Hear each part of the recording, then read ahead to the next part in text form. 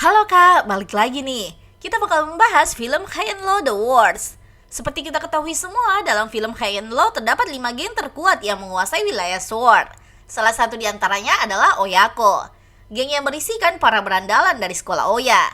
Oyako sendiri terbagi atas 2 bagian, siswa penuh waktu dan siswa paruh waktu. Oke deh Kak, tanpa perlu berlama-lama lagi, mari kita masuk di videonya. Tapi sebelum itu, kita intro dulu ya.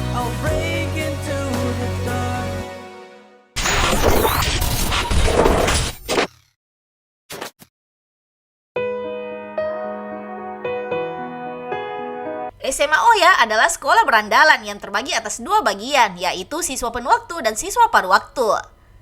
Dalam siswa paruh waktu, semua sudah bersatu. Dan dengan kepemimpinan dari Murayama, mereka akhirnya bisa menjadi bagian dari 5 geng terkuat di wilayah Sword. Lain halnya dengan siswa penuh waktu yang masih belum bersatu dan masih terdapat beberapa fraksi yang saling bersaing. Let go from everything. Siswa paruh waktu sendiri mempunyai tradisi yang cukup unik, di mana seseorang harus bisa menahan 100 pukulan untuk bisa menjadi pemimpin dan menempati posisi puncak di sekolah Oya. Like I'm all alone. I'll find the glory deep. Pada awalnya tidak ada seorang pun yang bisa memecahkan tradisi 100 pukulan tersebut. Bahkan yang paling mendekati hanya Furuya dengan rekor menahan 98 pukulan. Furuya adalah pemimpin siswa paruh waktu sebelum Murayama masuk dan mematahkan tradisi 100 pukulan tersebut, sekaligus mengalahkan rekor Furuya. Bahkan bukan hanya berhasil mematahkan tradisi 100 pukulan, Murayama bahkan melawan balik semua siswa yang sudah memukulnya. Dengan kondisi yang sudah babak belur, Murayama berhasil meratakan para siswa dan menjadikannya sebagai legenda Oya. Yap, kita semua tahu kalau Murayama yang mengangkat sekolah Oya menjadi bagian dari 5 geng terkuat di wilayah Sword.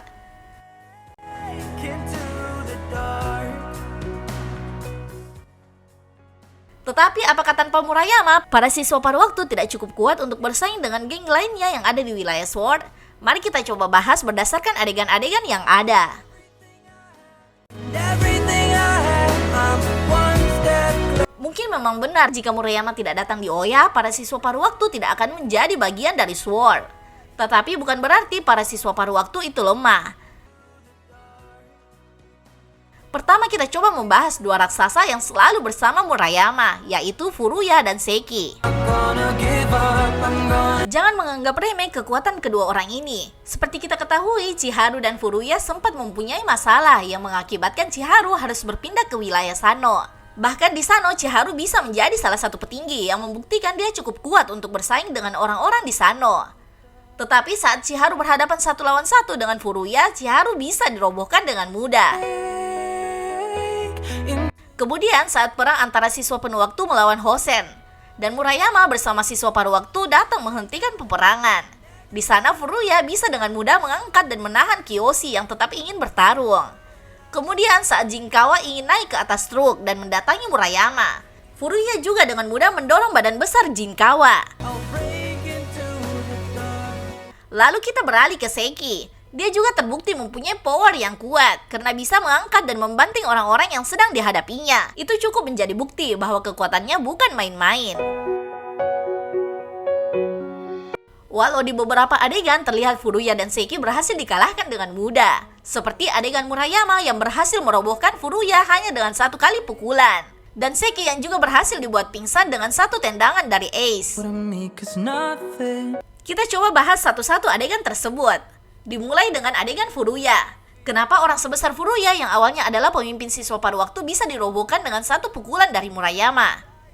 Ada kemungkinan Furuya tidak siap untuk menerima pukulan tersebut, karena dia mengira Murayama sudah babak belur dan tidak memiliki tenaga lagi untuk melakukan sebuah pukulan.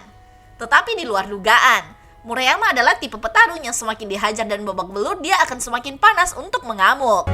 I'll break. Jadi sudah pasti pukulan yang mendarat di Furuya adalah pukulan keras yang cukup untuk merobohkannya. Ditambah dengan badannya yang terlambat bereaksi untuk menahan serangan tiba-tiba dari Murayama.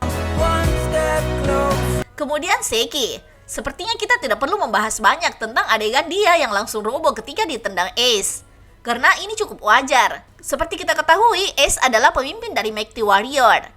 Dia adalah mantan tentara yang bahkan bisa bertarung seimbang dengan Hiroto dari Amamiya bersaudara.